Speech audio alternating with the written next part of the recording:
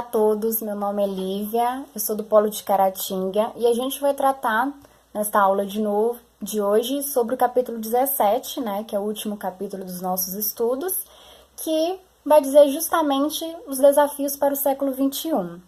Então, olha só, ainda no período moderno, houve uma série de acontecimentos, né? Os nossos colegas já retrataram isso nos capítulos anteriores.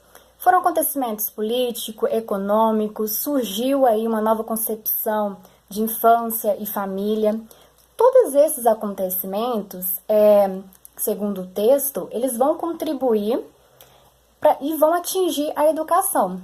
Só que, na grande maioria, vão atingir a educação de uma forma negativa, né? Vai fazer com que a escola ela entre em crise. E é justamente sobre isso que o nosso capítulo vai abordar os desafios para o século XXI, os desafios devido a essas crises, né?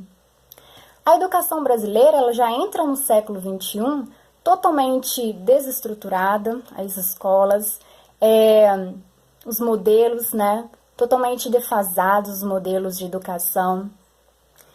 E vai ser incapaz de acompanhar esse desenvolvimento da ciência e da tecnologia.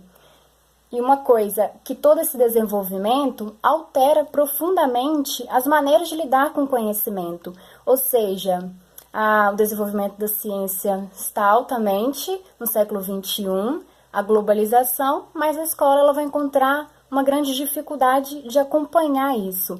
Muda tudo, muda justamente a forma de lidar com o conhecimento. Não é a mesma forma como lidávamos ainda no século XX, nos modelos tradicionais. Agora é um pouco diferente. Além disso, o fenômeno da globalização tem ajudado a romper essas estruturas tradicionais, como eu acabei de dizer sobre os modelos tradicionais. O que nos faz perguntar, destaca o texto, né? Se bastam reformas ou impõe-se uma inovação institucional. E aí o texto vai nos mostrar que, apesar de diversas tentativas de aperfeiçoamento dos processos de alfabetização, de aprendizagem e da universalização da oferta de vagas, os pedagogos ainda não estão convencidos, melhor dizendo, que é preciso uma inovação totalmente radical, principalmente porque as novas tecnologias elas vão mudar o eixo de transmissão de conhecimento. E além do mais, o que a gente tem que pensar?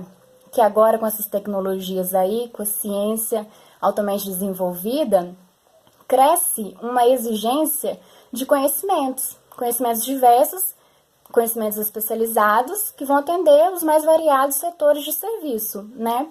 E a escola, que já chegou no século XXI desestruturada, defasada, totalmente atrasada em relação à tecnologia, ela não está conseguindo acompanhar todo esse dinamismo. Então, a escola ela está enfrentando dificuldades, fica claro aí, e como forma de sanar ou melhorar, tem-se a necessidade de repensar as suas funções e redefinir os seus valores. Olá a todos. Dando continuidade ao capítulo 17, podemos observar que alguns países já implantaram a escola pública, laica e gratuita. Porém, a gente sabe que a realidade do Brasil ainda não é essa. O que se nota é um privilégio ainda do sistema educacional de qualidade para a classe elitizada, provocando assim a exclusão social. Alguns estudiosos acreditam que as mudanças de estratégia garantiriam e organizariam a transformação na educação. O relatório de Davos sugeriu algumas dessas mudanças. A autonomia nos sistemas e instituições educacionais, promovendo assim e autorizando, dando autoridade para os conselhos e educações locais para tomarem as medidas que forem necessárias, decisões que fossem necessárias, o maior controle dos resultados, permitindo assim a mudança, se necessária, de estratégias e o mecanismo de compensação que garantiria a equidade, né? Promovendo a igualdade social, equilibrando as diferenças e evitando assim a exclusão social. O que se espera então é uma legislação que a gente já sabe que existe, porém não é colocada em prática, para que mudasse essa realidade. Essa legislação seria verbas, né, para as escolas, para a sua estrutura física, né, fornecendo material didático para os alunos, capacitando os professores e gestores, tornando assim o ensino de qualidade e gratuito a todas as pessoas. Aí assim seria o nosso país um país democrático. Como citado anteriormente por nossa colega, o Estado e a educação possuem uma grande relação, até mesmo na criação de diretrizes e leis que muitas das vezes tramitam voltado para interesses políticos. Podemos citar a preparação de lei de diretrizes e bases, que houve tentativas de democratização e debate sobre a lei a ser implementada. Outras providências foram tomadas pelo governo na década de 1990, tais como a formação de professores por meio da educação à distância e a reforma curricular da proposta de parâmetros curriculares nacionais e pelas diretrizes curriculares nacionais. O que se visualiza é a parte legislativa entrar, com a promulgação de leis, mas não o cumprimento das mesmas em relação ao desejo e ao anseio da sociedade. Tal exemplo podemos citar a falta de recursos, até mesmo para os professores, que muitas das vezes não se encontram em condições necessárias para estarem recebendo seus recursos como profissional da educação. Com a criação e promulgação da Lei de Diretrizes e Bases de 1996, se exigiu a formação superior de profissionais da educação.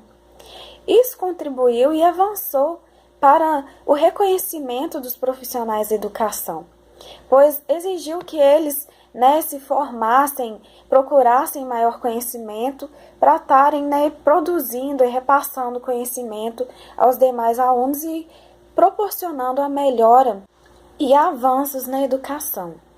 A desvalorização do profissional muitas das vezes causa defasagem desses profissionais para outras áreas que lhes paguem um valor melhor pela sua qualificação.